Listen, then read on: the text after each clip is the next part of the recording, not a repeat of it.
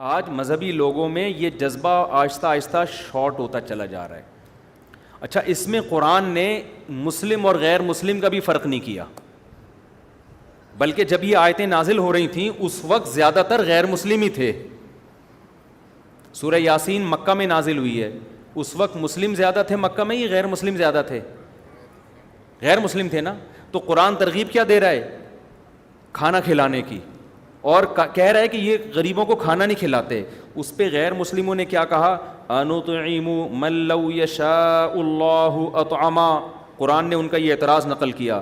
نبی جب بہت زیادہ ترغیب دے رہے تھے نا کہ اللہ لوگوں کی حاجتیں پوری کرو, یہ اللہ کا حکم ہے, تو جب بہت زیادہ آپ نے اس مضمون کو دہرایا ہے تو مشرکین مکہ نے کہا کہ اللہ کو اگر اس مخلوق پہ اتنا ترس آ رہا ہے تو خود کیوں نہیں کھلا دیتا؟ نہیں, ہمیں بار بار کیوں کہہ رہے کہ ہم کھلائیں؟ آپ کہہ سکتے ہیں غیر مسلم کو تو احکام کا حکم نہیں دیا جاتا نا, تو غیر مسلم اعتراض کیوں کر رہے ہیں؟ بھائی دیکھو,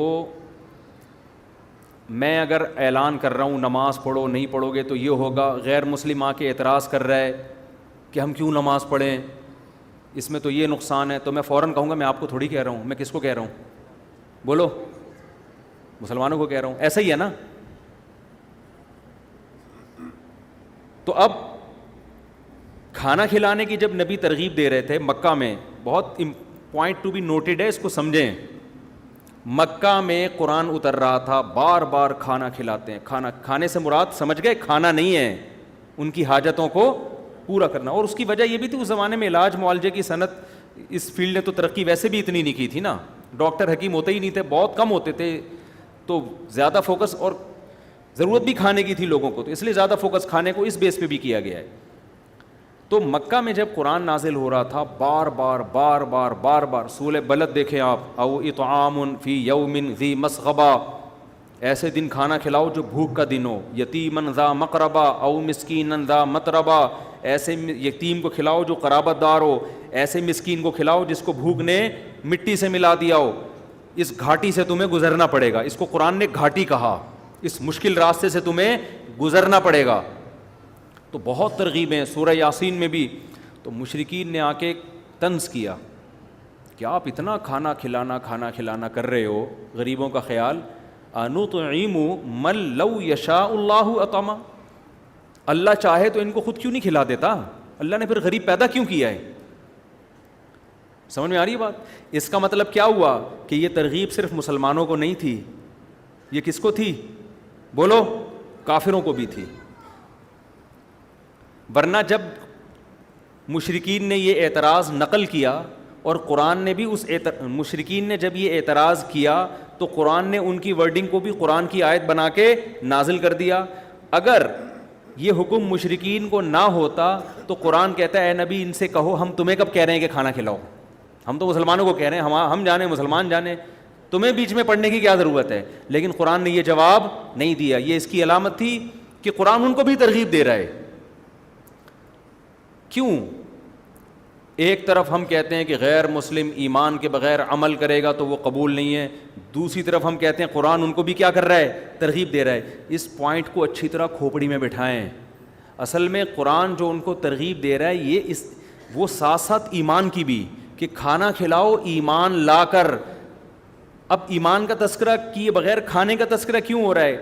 اس لیے کہ قرآن یہ مان رہا ہے کہ صحیح طرح سے کھانا جب ہی کھلاؤ گے جب کس پر ایمان لے کر آؤ گے؟ اللہ پر. تو قرآن نقصانات بیان کر رہا ہے, اللہ پر ایمان نہیں لے کر آتے, اس وجہ سے تم غریبوں کا خیال کرتے نہیں ہو. تو یہ اللہ پر ایمان نہ لانے کا ایک بہت بڑا نقصان ہے. تو قیامت میں تمہیں ڈبل سزا ملے گی, ایمان نہ لانے کی بھی, اور ایمان نہ لانے کی وجہ سے سوسائٹی میں جو فساد پیدا ہو رہا ہے اس کے بھی تم مجرم ہو, اس کی بھی سزا تمہیں ملے گی.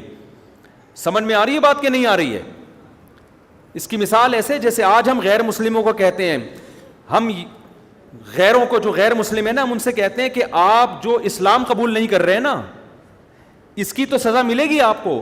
اسلام قبول نہ کرنے کی وجہ سے انسانیت کو جو تباہی کے دہانے پہ آپ نے لا کے کھڑا کر دیا ہے, اس کی مستقل سزا ملے گی آپ کو, کیونکہ یہ دونوں ایک دوسرے کے ساتھ لازم ملزوم ہیں. تو اسلام کو تباہی سے انسانیت کو آپ کو تباہی سے بچانا پڑے گا, اور تباہی سے بچانے کے لیے آپ کو اسلام کی طرف آنا پڑے گا, کیونکہ اسلام کی طرف نہ آنا اور انسانیت کی تباہی, یہ دونوں ایک دوسرے کے ساتھ کیا ہیں, لازم ملزوم ہیں. تو ایمان نہ لانے کی سزا میں ایک وجہ یہ بھی ہے کہ آپ انسانیت کے دشمن ہو.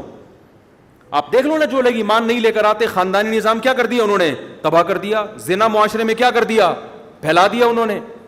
نشہ, شراب, ہر دوسرا. آج وہ آپ لوگوں نے چند دن پہلے خبر سنی ہوگی نا, وہ شراب پی کے کوئی بہت بڑے آدمی تھے, اپنی بیوی پھڑکا دی انہوں نے. وجہ کیا ہے؟ اگر آپ مذہب کو فالو کرتے تو مذہب آپ کو شراب پینے کی اجازت نہیں دیتا, لہذا آپ اس بحث میں ہی نہیں الجھتے کہ پینا چاہیے کہ نہیں پینا چاہیے. آپ نے مذہب کو فالو نہیں کیا, آپ خامخواہ کی بحث میں لگ گئے کہ پینے سے کیا ہوتا ہے. اب جب ہو گیا تو وہی یہ ہوتا ہے پینے سے. اب وہ جو جس کو مار دیا وہ واپس ہو سکتی ہے؟ ہم تو اس بحث میں ہی نہیں. اللہ کا شکر ہے میں نہیں پیتا, اللہ نے بچایا ہوا ہے. اب میرے سامنے کوئی آ کے 20 دلائل دے, مفتی صاحب پینے سے کچھ نہیں ہوتا, ریلیکس ہو جاتا ہے, اتنی پیو جتنی افورڈ کر سکتے ہو. گورے بھی تو پی کے ڈرائیونگ بھی کرتے ہیں, جہاز اڑا لیتے ہیں وہ پی کے, تو یہ سب کچھ ہوتا ہے. تو کیا ہوتا ہے؟ تو مجھے مذہب نے کیا کہا کہ بھائی اس بحث میں الجھنے کی آپ کو اجازت ہے ہی نہیں. حرام کا مطلب کیا ہوتا ہے؟ حرام. اب تو جتنے مرضی میڈیکل رپورٹیں میرے سامنے لا دے تو میں نہیں پیوں گا. اس کا فائدہ کیا ہو رہا ہے؟ میرے گھر والے تشدد سے بولو بچے ہوئے. اللہ نہ کرے میں اگر ان کو ماروں گا بھی تو سوچ سمجھ کے ماروں گا, ٹھیک ہے نا, ماروں گا نہیں, لیکن ایک مثال دے رہا ہوں.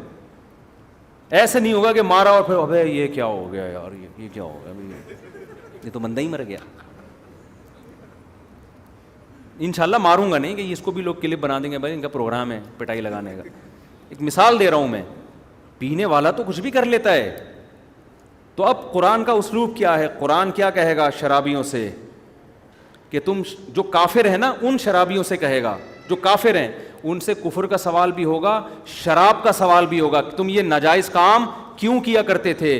تو وہ یہ نہیں کہہ سکتے ہم تو اسلام لائے ہی نہیں تھے, تو ہم اس کو ناجائز سمجھتے ہی نہیں تھے, اس لیے اللہ تو ہم سے صرف اسلام کا پوچھ, ہم سے شراب کا نہیں پوچھ. اللہ کہے گا نہیں, دونوں کا پوچھوں گا, کیونکہ اسلام لانا جو تم پر واجب تھا اس کی ایک وجہ یہ بھی تھی تاکہ تمہارے اندر اخلاقی برائیاں پیدا نہ ہوں. اب پیدا ہوئی ہیں تو ان اخلاقی برائیوں کا حساب الگ سے ہوگا.